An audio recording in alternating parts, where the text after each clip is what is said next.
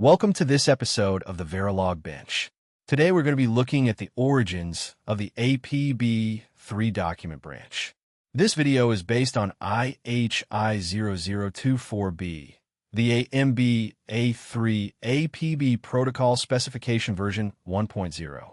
Issue A is dated September 2003, and Issue B is dated August 2004. The first version change list is deliberately short. APB3 adds P-ready, so a peripheral can stretch a transfer, and it adds PSLV-ER so a transfer can complete with an explicit error. That is a very controlled evolution, not a redesign of the peripheral bus model. The reason AMBA3 kept APB is straightforward. It is a low-cost, low-complexity interface for low-bandwidth peripherals that do not need the performance of a pipeline system bus. So the design target is simple program control register blocks, not maximum throughput. The fundamental APB picture is a two-phase transfer. First comes setup, then access. P-enable marks the access phase. Every transfer takes at least 2 cycles, and all signal transitions are tied to the rising edge of P-clock. A write transfer shows the APB contract clearly. The master drives address, write data, write control, and select and setup.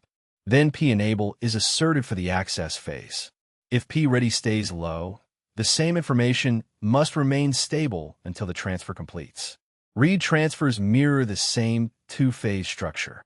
The difference is that the peripheral now has to return read data by the cycle that completes the access. If P-ready stretches the access phase, the address and control still stay stable until that final completion cycle. APB3 error handling is intentionally narrow. PSLV-ER only matters in the final cycle when select, enable, and ready are all high.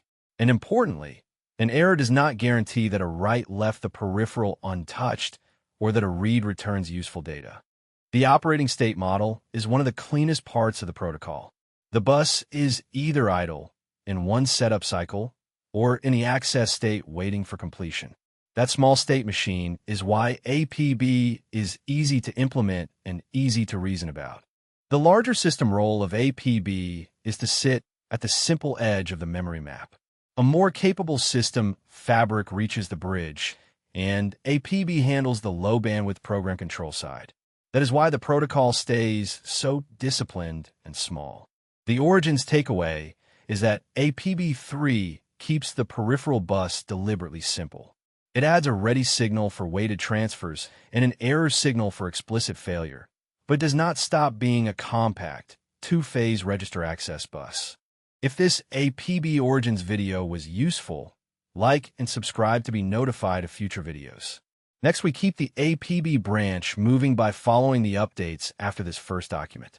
To close, here's a glossary for the main terms. APB means Advanced Peripheral Bus.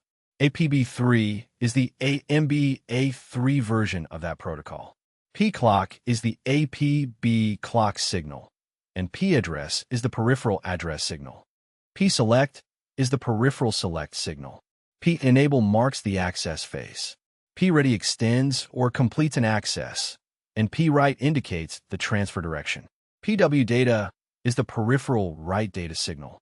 PR data is the peripheral read data signal. PSLV-ER is the peripheral error signal sampled in the final completing cycle, and idle, setup, and access are the 3 operating states of the APB bus.